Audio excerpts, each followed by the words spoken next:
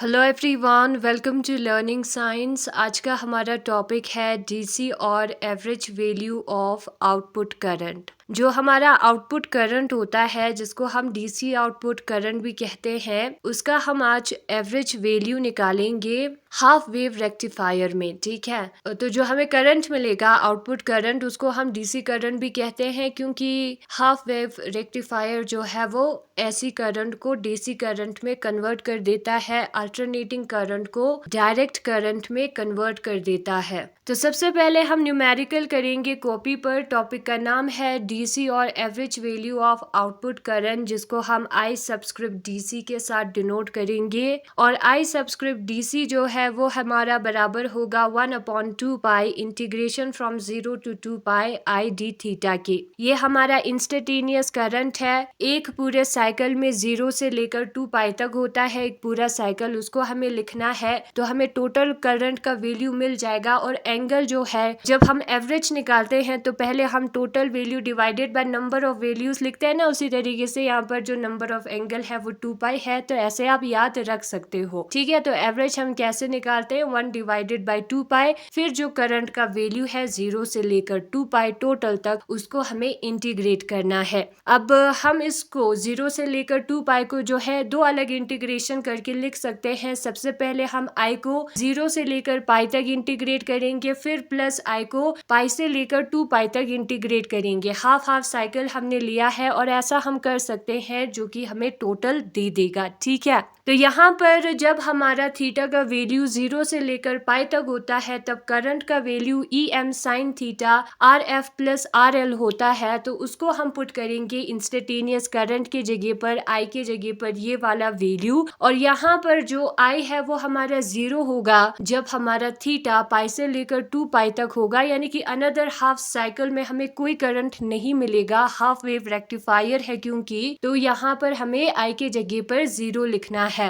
0 का इंटीग्रेशन नहीं होता है क्योंकि वो कांस्टेंट है, तो यहाँ पर 0 ही आएगा। बचेगा यहाँ पर 1/2 pi integration from 0 to pi E M sine theta D theta divided by R F plus R L. अब यहाँ पर जो हमारा टर्म है E M divided by R F plus R L, वो थीटा का फंक्शन नहीं है, तो उसको हम इंटीग्रेशन के बाहर एज अ कांस्टेंट लिख सकते हैं। तो इंटीग्रेशन के बाहर हम लिखेंगे E M R F plus R L को। इंटीग्रेशन सिर्फ थीटा वाले टर्म का होगा, यानी कि साइन थीटा डी थीटा का होगा। अब ये जो साइन थीटा का इंटीग्रेशन है वो आपको याद होना चाहिए। साइन थीटा का इंटीग्रेशन होता है नेगेटिव ऑफ कोस थीटा, तो उसको हम लिखेंगे, बाकी सारे टर्म्स सेम आएगा। ठीक है, तो हम लिखेंगे 1/2 pi E M divided by R F plus R L. Integration of sine theta की जगह पर हमें लिखना है माइनस कोस थीटा, और उसके साथ साथ हमें इनिशियल और फाइनल वैल्यू को भी लिखना है, क्योंकि ये एक डेफिनेट इंटीग्रल है। इंटीग्रेशन करने के बाद हमें फाइनल और इनिशियल वैल्यू को भी लिखना है। ठीक है, तो कोस थीटा के बाद 0 और पाई को भी हम लिखेंगे। 0 इनिशियल वैल्यू होगा, पाई जो है वो फाइनल वैल्यू होगा।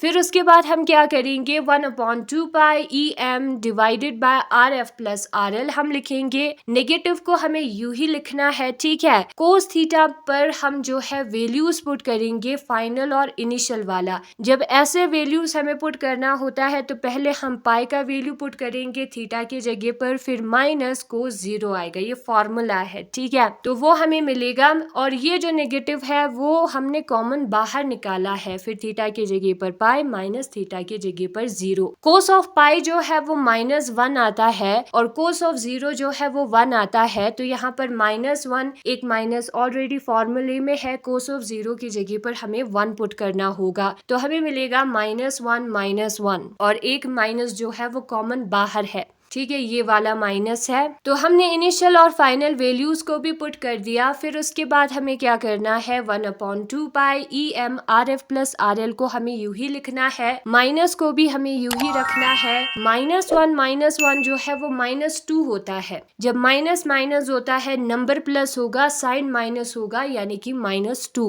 तो -2 हमें लिखना है। फिर उसके बाद 1/2 पाई EM divided by RF plus RL आएगा। माइनस इंटू माइनस जो है वो प्लस होता है, तो यहाँ पर माइनस इंटू माइनस प्लस होगा, 2 हमें मिलेगा। ये 2 कैंसिल हो जाएगा, बचेगा यहाँ पर 1/पाई EM divided by RF plus RL। तो IDC हमें कितना मिला था पहले वाले पेज पर, 1/पाई EM divided by RF plus RL, जो कि हमारा मैक्सिमम करंट के बराबर होता है। ये ब्रैकेट के अंदर जो टर्म है, ठीक है, तो उसकी जगह पर हम IM मैक्सिमम करंट लिखेंगे डिवाइडेड बाय पाई। तो जो हमारा आउटपुट है IDC डायरेक्ट करंट का आउटपुट या एवरेज आउटपुट, वो कितना होगा, IM/पाई होगा, और यही हमारा आंसर है। अब इसी चीज को हम फॉरियर एनालिसिस का यूज करके भी निकाल सकते हैं। सबसे पहले आपको फॉरियर एनालिसिस का फॉर्मूला पता होना चाहिए। इसका फॉर्मूला क्या है, अगर हमारे पास इंस्टेंटेनियस करंट I है तो वो हमारा बराबर होगा IDC उसके average plus summation of IN sine and theta, जहां पर N 0 से लेकर इंफिनिटी, N 1 से लेकर इंफिनिटी तक है, प्लस IN डैश कोसेन थीटा, जहां पर N 1 से लेकर इंफिनिटी तक है, समेशन ऑफ N जो है हमारा, ठीक है। तो ये फॉर्मूला है, आपको याद रखना है। सबसे पहले I आएगा, फिर I साइन एन थीटा, फिर I डैश कोसेन थीटा, सबस्क्रिप्ट में N और जो फर्स्ट पर है वहां पर सबस्क्रिप्ट में DC आएगा। अब ये जो IDC है वो 1/2 pi integration from 0 to 2 pi ID theta करके हमें मिलेगा एवरेज करंट, ठीक है। और ये जो IN साइन थीटा है उसकी जगह पर हम small I sine N theta लिखेंगे। इंटीग्रेशन हमें 0 से लेकर 2 पाई तक करना होगा, लेकिन यहाँ पर 1/पाई आएगा 2 पाई के जगह पर।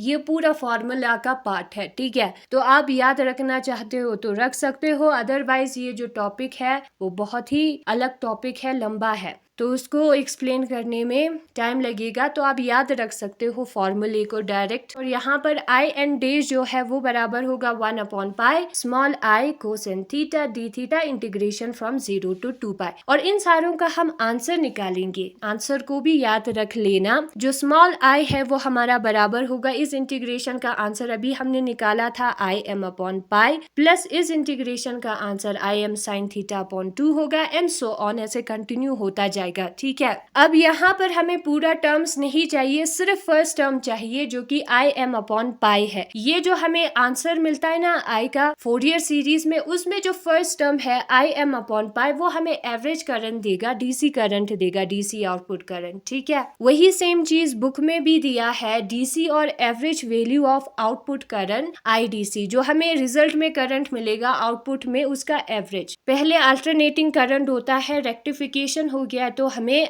DC करंट मिलेगा, और बहुत सारे formulas half wave rectification equation हमने जो किया था वहां से यूज होगी, ठीक है, बहुत सारे terms. Uh DC ammeter indicates the average value of current passing through it. Ammeter जो है वो करंट को मेजर करता है। अब DC एमीटर, डायरेक्ट करंट का अमीटर जो है, अगर हम लगाएंगे सर्किट में तो हमें जो है एवरेज वैल्यू मिल जाएगा करंट का जो उसमें पास हो रहा है, ठीक है। तो DC एमीटर हमें एवरेज वैल्यू दे देगा अगर हम डिवाइस को यूज करेंगे। और जो एवरेज वैल्यू होता है आउटपुट करंट का वो हमें कैसे मिलता है, इंस्टेंटेनियस करंट का एवरेज निकाल के मिलता है होल साइकिल पर 0 से लेकर 2 पाई तक, ठीक है। तो इंस्टेंटेनियस करंट लिखेंगे, इंटीग्रेट करेंगे 0 से लेकर 2 पाई तक, डिवाइडेड बाय 2 पाई, क्योंकि एवरेज में जो हमारा values divided by number of values ऐसा कुछ आता था ना, वैसा ही यहाँ पर किया है। फिर उसके बाद 0 से लेकर 2 पाई पूरा एक साइकिल है, उसको हम तोड़ सकते हैं, 0 से लेकर पाई तक इंटीग्रेट करेंगे, प्लस पाई से लेकर 2 पाई तक इंटीग्रेट करेंगे। ऐसा इसलिए किया है क्योंकि 0 से लेकर पाई तक इंस्टेंटेनियस करंट का वैल्यू होता है EM sine theta divided bye RF plus RL,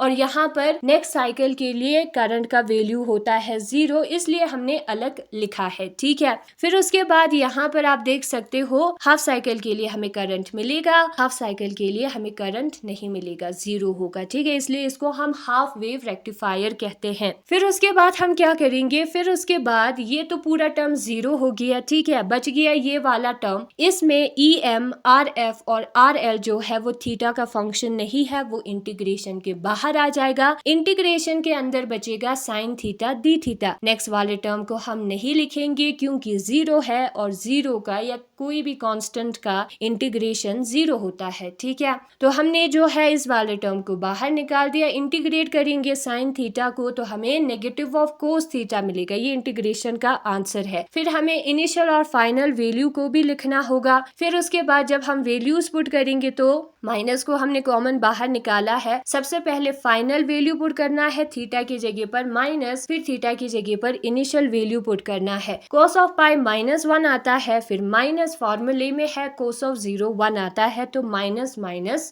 -1 आएगा, ठीक है। और इस माइनस को तो हमने कॉमन बाहर निकाला है, यहाँ पर -2 यहाँ पर -2 कैंसिल हो जाएगा, बचेगा ये वाला टर्म। अब ये जो ब्रैकेट के अंदर टर्म है वो हमने हाफ वेव रेक्टिफिकेशन इक्वेशन में किया था, मैक्सिमम करंट के मैग्नीट्यूड के बराबर होता है, तो उसकी जगह पर हम IM लिख सकते हैं, मैक्सिमम करंट का मैग्नीट्यूड। तो IDC जो है वो हमारा IM अपॉन पाई आएगा। अब इसी को निकालने के लिए हम फोरियर एनालिसिस का भी यूज कर सकते हैं। जो फोरियर एनालिसिस है हमारे आउटपुट करंट का, उसको यहाँ पर लिखा है, वो क्या है, इंस्टेंटेनियस करंट जो है वो IDC, direct current plus summation of IN sine n theta.